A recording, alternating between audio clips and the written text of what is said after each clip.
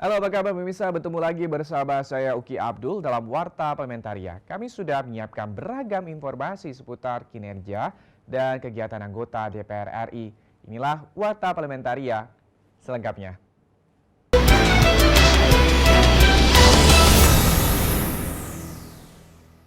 Pemirsa, Badan Anggaran DPR RI mendorong serapan anggaran penanganan COVID-19 melalui sinergi yang baik antara kementerian. Kita simak informasi selengkapnya berikut ini. Ditemui usai rapat kerja bersama dengan pemerintah di Gedung DPR RI Senayan Jakarta, anggota Badan Anggaran DPR RI Hairudin mengkritisi rendahnya serapan anggaran penanganan COVID-19 selama 1 semester. Seperti Kementerian Kesehatan, Kementerian Sosial, dan Kementerian Pendidikan, Hairudin mendorong pemerintah mengambil langkah strategis untuk menghadapi COVID-19. Ada beberapa hal yang kita memang cermati hari ini. Pertama, ada kegamangan di para pelaku, di para pemangku kebijakan para menteri kita. Di setiap kementerian lembaga ada kekhawatiran bahwa kalau melakukan langkah-langkah hari ini adalah ada sebuah proses pertanggungjawaban hukum yang mereka menjadi agak berat dan kurang keberanian melakukan langkah-langkah strategis. Kardaya menyayangkan rendahnya serapan anggaran sehingga berdampak pada terhambatnya pembayaran insentif kepada tenaga medis yang terkendala permasalahan verifikasi. Kardaya mendorong pemerintah tidak hanya fokus dalam memulihkan perekonomian nasional, karena kesehatan dan keselamatan masyarakat juga sangat penting. Saya sampaikan tadi, insentif kesehatan untuk tenaga medis. Itu kan diputuskan pada awal pandemi ini muncul. Diputuskan bahwa tenaga medis, dokter spesialis dapat 15 juta, dokter umum dapat 10 juta. Nah, sampai sekarang ternyata belum terrealisir. Alasannya verifikasinya susah. Nah, Helmi dan Bani, TVR Parlemen, melaporkan. Pemirsa, DPR RI berharap semua pihak dapat berkontribusi dan berpartisipasi dalam penanganan COVID-19. Selain itu, masyarakat pun menaruh harapan besar pada tim Komite Penanganan COVID-19 dan Pemulihan Ekonomi Nasional.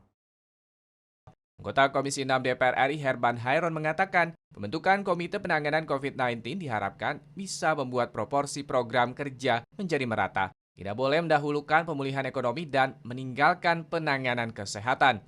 Keduanya harus dikerjakan secara bersamaan.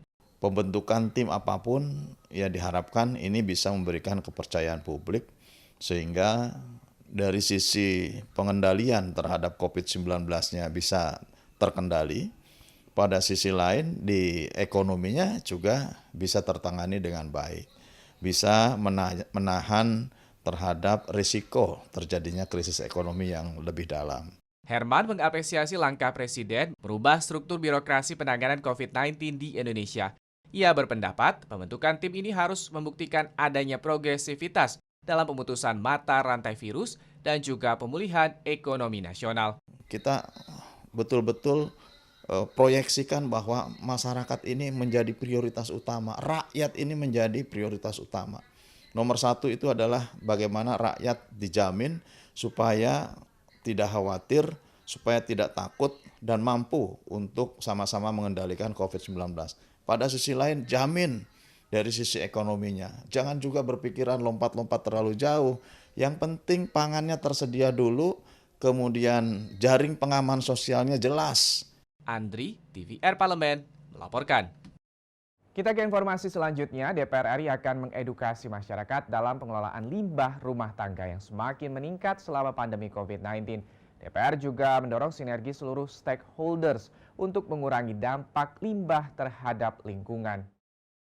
Ditemui saat diskusi online bersama dengan AIPA dan ERIA terkait dengan manajemen pengelolaan limbah di Gedung Nusantara 3 DPR RI Senayan Jakarta, Wakil Ketua BKSAP DPR RI Putu Supatmarudana mengatakan, limbah padat rumah tangga di area perkantoran meningkat semenjak pandemi COVID-19 karena masyarakat lebih banyak melakukan aktivitas di rumah. Untuk itu, Putu Supatma mendorong seluruh anggota DPR RI meningkatkan sosialisasi dan edukasi kepada masyarakat agar lebih bijak dalam mengelola limbah rumah tangga. ingin mengawal agar waste ini atau limbah ini betul-betul terkelola dengan baik. Karena hubungannya apa? Satu, pasti merusak kesehatan masyarakat. Artinya people, hubungannya ke masyarakat. Yang kedua, hubungannya dengan lingkungan. Lingkungan juga akan terdampak dari permasalahan limbah ini kalau tidak dikelola dengan baik. Dan yang terpenting juga kesehatan. Putu Supatma berharap sinergi antara parlemen, masyarakat, dan akademisi, serta pemerintah pusat dan daerah dapat diperkuat. Ia berharap lingkungan dan kehidupan makhluk hidup tidak rusak akibat pengelolaan limbah yang tidak sesuai dengan aturan. Putu menilai peraturan daerah terkait dengan pelarangan penggunaan plastik menjadi awal yang baik. Nah, kita berharap ke depan dengan adanya kearifan lokal di berbagai daerah, justru masyarakat secara sadar bersama untuk terlibat menjadi subjek dalam pengelolaan limbah ini ke depan.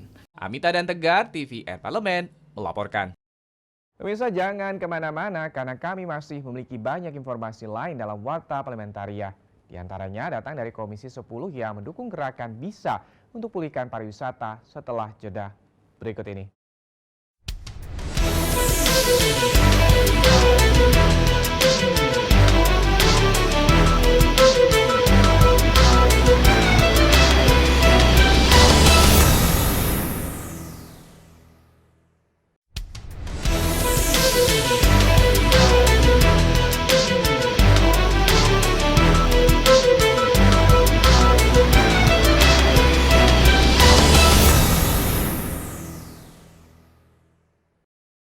Pemirsa, untuk memulihkan sektor pariwisata di Jawa Tengah, Komisi 10 DPR RI mendukung program Gerakan Bersih, Indah, Sehat, dan Aman atau Gerakan Bisa dari Kementerian Pariwisata dan Ekonomi Kreatif.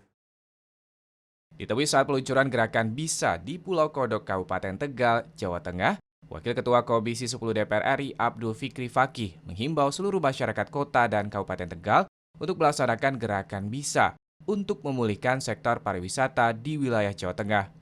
Abdul Fikri menyampaikan dirinya mendukung akan dibukanya 7 lokasi destinasi wisata di wilayah Jawa Tengah.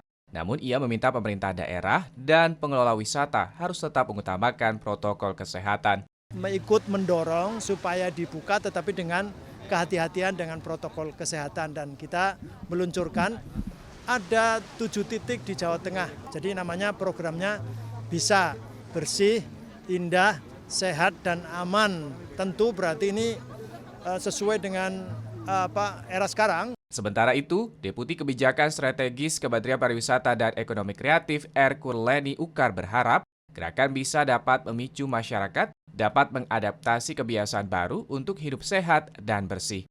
Menurut Kurleni, lingkungan yang bersih khususnya di lingkungan destinasi wisata dapat mengembalikan kepercayaan wisatawan untuk berkunjung kembali. Diharapkan dengan kegiatan ini masyarakat mengadaptasi kebiasaan baru untuk lebih bersih, dan ini dilaksanakan oleh Pemda setempat untuk menjaga kebersihan lingkungan di sekitarnya supaya nanti wisatawan akan hadir. Jadi dari Kabupaten Tegal, Jawa Tengah, Tim Liputan TVR Parlemen melaporkan. Informasi selanjutnya datang dari Komisi 4 DPR RI yang menilai PT Great Giant Pineapple atau GGP bisa menjadi proyek percontohan atau role model bagi Kementerian Pertanian dalam pengembangan tanaman hortikultura.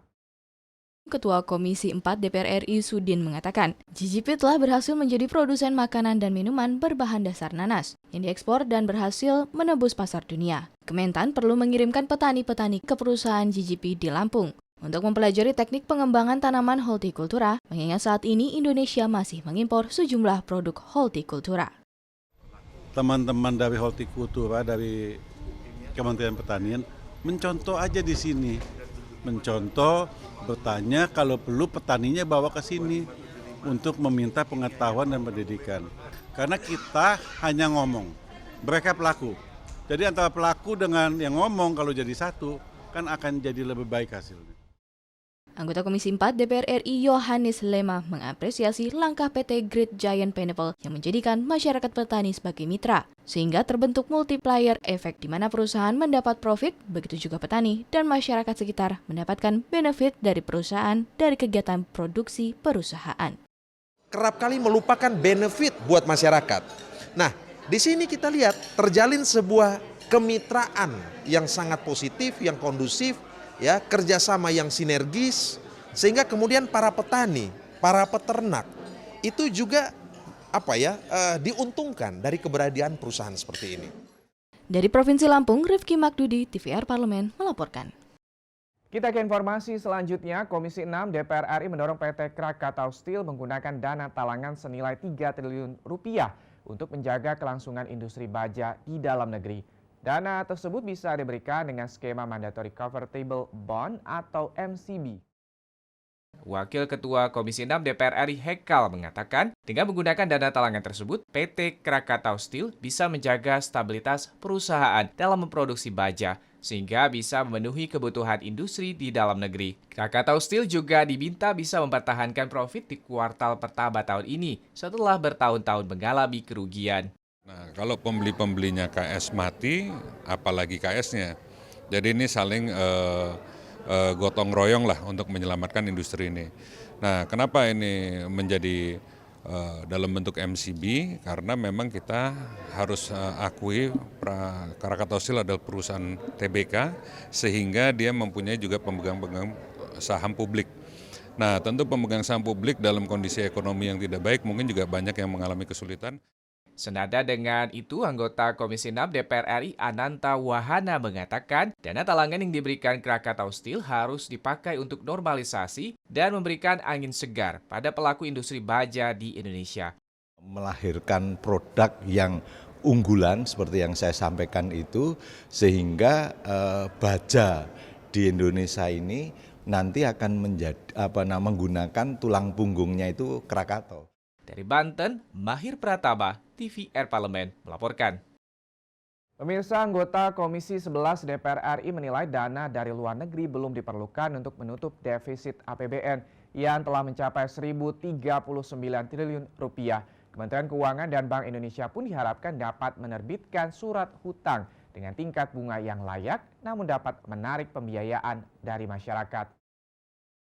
Ditemui dalam rapat paripurna di Gedung Nusantara beberapa waktu lalu, Misbakun menjelaskan saat ini adalah momentum terbaik bagi Indonesia untuk menerbitkan surat hutang sebagai salah satu kebijakan keuangan negara untuk penanganan pandemi corona, sekaligus memperkecil jarak defisit APBN 2020 yang diperkirakan mencapai 1.039 triliun rupiah. Apakah pantas negara sebesar Indonesia surat utangnya itu bunganya 7%, 8%, bahkan perkiraan kita sampai ada yang 11%. Tidak pantas. Kalau pertanyaan pantas atau tidak. Nah, saya mengatakan makanya perlu didesain ulang antara pemerintah sebagai pengambil kebijakan di sektor fiskal dengan Bank Indonesia sebagai pengambil kebijakan di sektor moneter.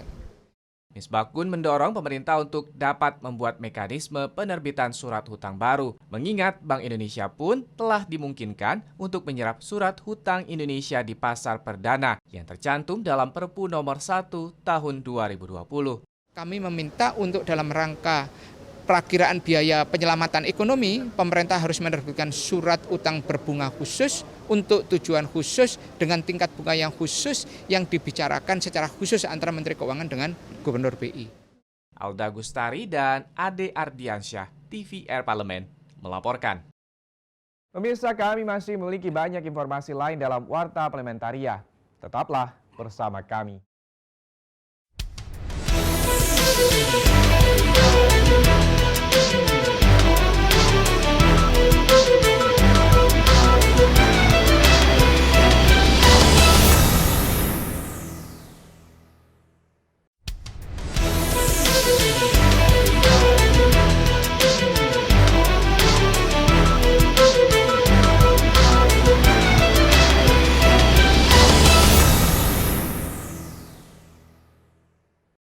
Kita ke informasi selanjutnya. Komisi 10 DPR RI mendorong Kementerian Pemuda dan Olahraga untuk mengalokasikan anggarannya pada program peningkatan peran pemuda Indonesia sehingga dapat memicu keikutsertaan pemuda untuk terus berprestasi di bidang olahraga dan budaya. Anggota Komisi 10 DPR RI Rian Firbasyah menyampaikan Kementerian Pemuda dan Olahraga memberikan apresiasi kepada pemuda-pemudi Indonesia yang sudah berprestasi. Kementerian Pemuda dan Olahraga juga diharapkan dapat segera menyusun peta jalan keolahragaan nasional sehingga dapat melakukan pembangunan di bidang olahraga. Ruang lingkup olahraga yaitu pendidikan, terus juga rekreasi dan juga olahraga prestasi ini harus benar-benar secara proporsional dilihat agar nanti dalam penyusunan program dan anggarannya terlihat keberpihakan atau peran pemerintah dalam konteks pembangunan keolahragaan di Indonesia. Sementara itu, anggota Komisi 10 DPR RI Bisri Romli menambahkan Kementerian Pemuda dan Olahraga dapat lebih memperhatikan program kepemudaan di daerah. Salah satunya dengan melakukan program pengembangan wirausaha pemuda, sehingga para pemuda di daerah dapat memiliki lahan pekerjaan. Tadi ada pengembangan wirausaha pemuda yang jumlahnya 1.000 orang, itu per orang 100 juta. Kalau ada sumbangsih stimulus dari Kementerian Olahraga untuk sebagai modal usaha. Ferdian dan Dwi, TVR Parlemen, melaporkan. Kita beralih ke informasi selanjutnya. Anggota Komisi 8 DPR RI Maman Imanul Haq menilai kinerja Badan Amil Zakat Nasional atau Basnas kalah bersaing dengan Badan Amil Zakat swasta seperti Dompet Duafa. Di Gedung DPR RI Senayan, Jakarta, Maman Imanul Haq mengusulkan perlu dilakukan revisi Undang-Undang Nomor 23 Tahun 2011 tentang pengelolaan zakat. Mengingat banyak yang harus dilakukan oleh Basnas ke depan, di antaranya perlunya Basnas memvalidasi data kemiskinan umat yang tidak terverifikasi dengan baik selama ini, kemudian dilakukan pembinaan. Basnas ini menjadi payung besar dari seluruh lembaga amil zakat yang melahirkan lembaga amil zakat yang transparan, yang akuntabel, yang dapat trust, kepercayaan dari umat. Tetapi sekaligus juga mengedukasi umat bahwa zakat ini yang sebenarnya akan menyelamatkan kita dari keterpurukan ekonomi dan menyelamatkan masyarakat atau tetangga kita dari kemiskinan dan kekurangan. Sementara itu, anggota Komisi 8 DPR RI Endang Maria Astuti mengatakan, kesadaran masyarakat untuk membayar zakat sudah cukup tinggi. Namun, dari pihak Basnas belum bekerja optimal mengembangkan potensi zakat yang ada. Basnas perlu melakukan sinergi dengan sejumlah lembaga agar potensi zakat tersebut benar-benar digali untuk kemajuan umat Islam di Indonesia. Fasilitasi dari Kementerian Agama agar supaya mereka itu mampu bersinergi dengan stakeholder yang lain, memaksimalkan potensi masyarakat, kemudian mengembalikan potensi masyarakat itu untuk mensejahterakan masyarakat. Habibie Mahabah dan Rian, TVR Parlemen, melaporkan. Warta Parlementaria kita tutup dengan informasi dari DPR dan juga pemerintah yang tengah merumuskan formula dan melakukan terobosan baru dalam mengatur sektor usaha mikro, kecil, dan menengah. Upaya itu termasuk rancangan Undang-Undang Cipta Kerja yang di dalamnya terdapat klaster UMKM dengan tujuan penyederhanaan proses perizinan, pemberian insentif pembiayaan untuk mendorong kemajuan industri mikro, sektor rumah tangga, dan sektor informal di Indonesia.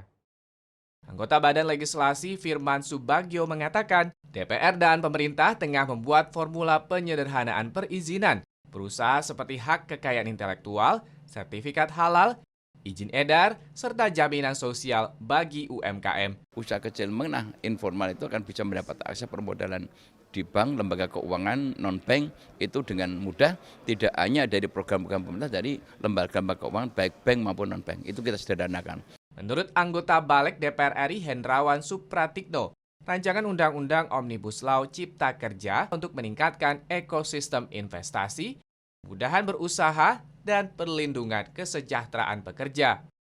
Penyederhanaan perizinan dan pemberian berbagai insentif bagi pelaku usaha mikro diyakini mampu menjadi momentum awal kebangkitan ekonomi nasional pasca pandemi COVID-19. Penyederhanaan perizinan, karena kalau perizinannya berbelit-belit, yang pertama dirugikan adalah sektor UMKM. Kalau sektor yang berskala besar, ya biaya perizinannya itu bisa dibagi dalam jumlah atau kuantitas produk yang banyak, sehingga per unit cost-nya menjadi lebih rendah. Tapi kalau untuk sektor UMKM, perizinan yang berbiaya mahal akan memukul mereka.